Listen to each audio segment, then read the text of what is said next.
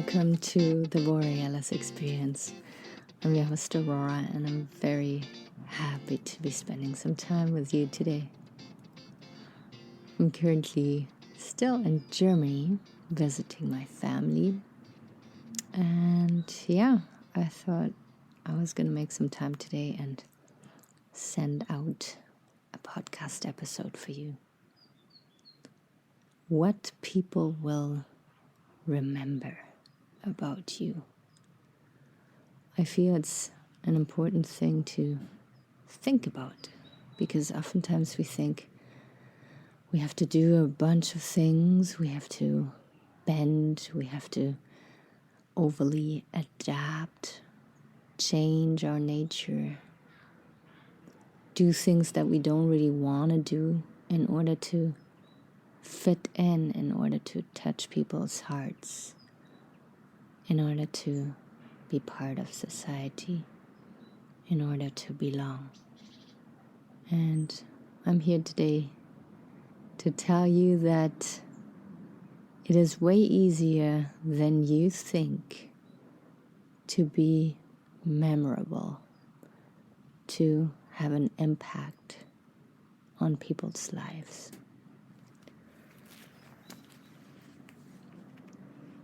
Another thing I want to talk about today is the way we treat each other right now during those messy COVID times, and how that is very closely tied into how people will remember you.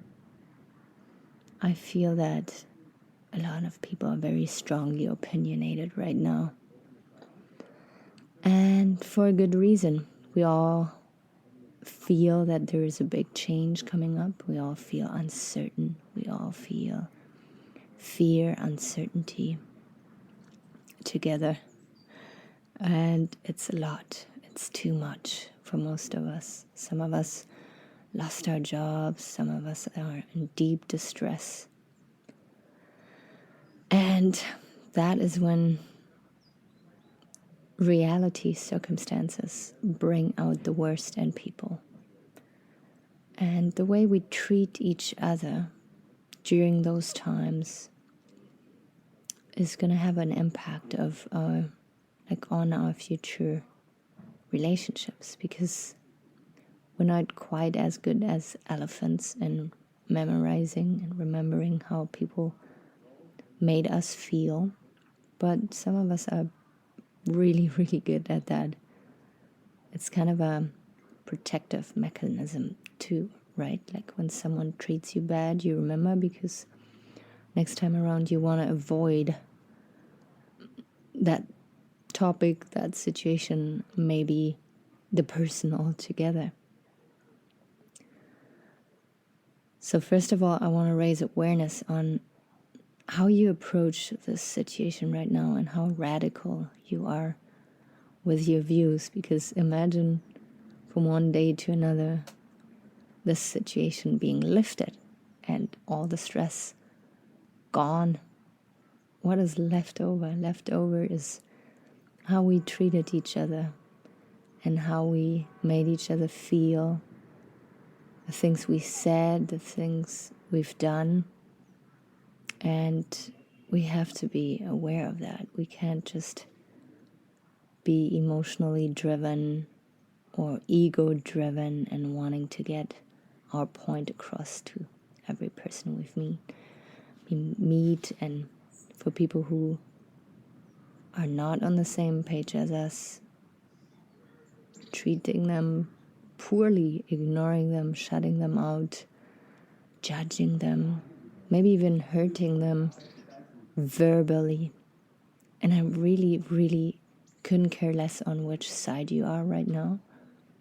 It doesn't matter, because we all have our own little realities. We all have our own assumptions. We all have our own routines. We all have our own perspectives. And what's really important for me is that we learn to see that every person has their own thing going on, and we cannot force another person to think the same way we do.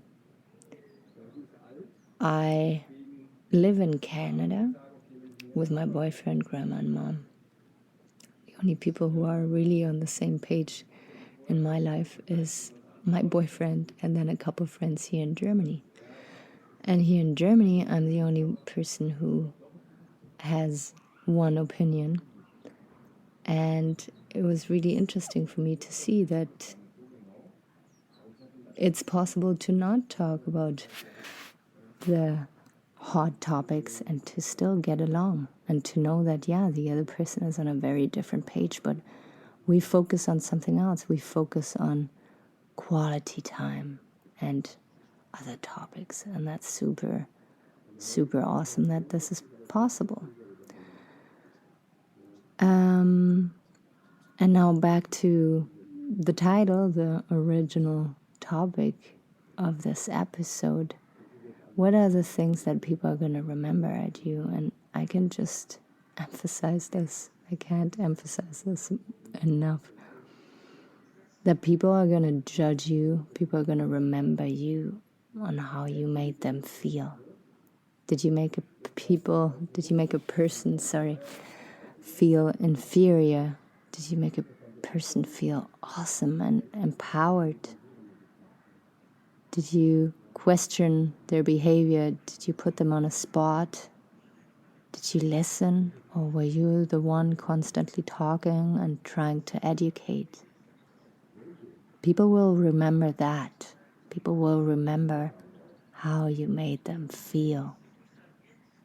And nothing else. Because people are too busy with their own lives. They're too busy with their thoughts. And yes, there's an odd exception. There's people who can deeply connect with you and be 1,000% present with you.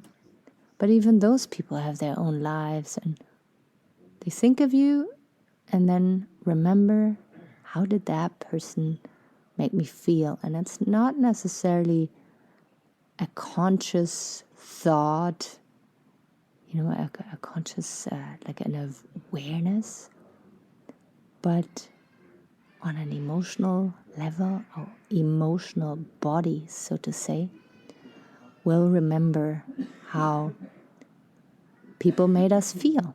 And in the future, if you, for instance, take a person who didn't make you feel good and you still choose to meet up with that person for other stronger reasons, your body might react and you might be sweating, you might be nervous, you might have a slight headache right after, you might have a stomach ache, or you might have backache or a stiff neck when you choose to not listen how a person made you feel and still meeting up with them. It is very interesting how oftentimes we choose to go against our soul, against our nature, in order to fit in order to belong. And it is very nice, very eye-opening, mind-opening, when you are aware of how people made you feel in the past and how you interact with them today. And so it goes with people you interact with.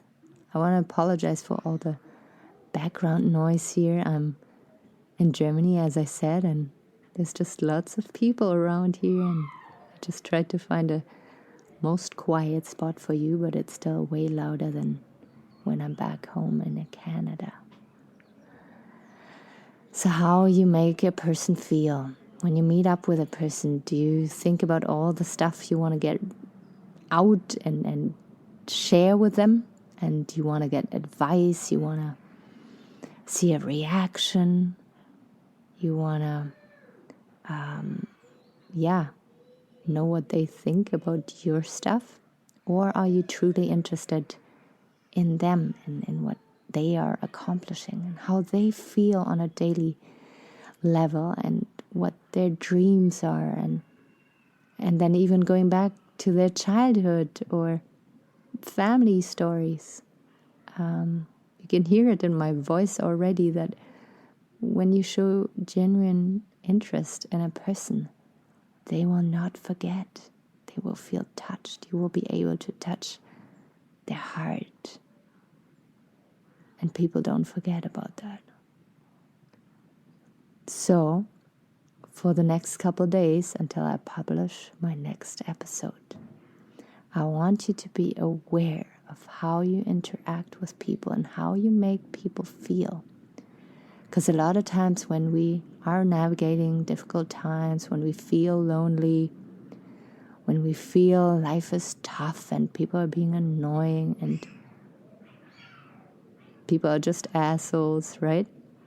When we start being aware of how we interact with people and start noticing, oh shit, like I'm actually being short-fused, very impatient, hostile. And this is why my partner is rejecting me.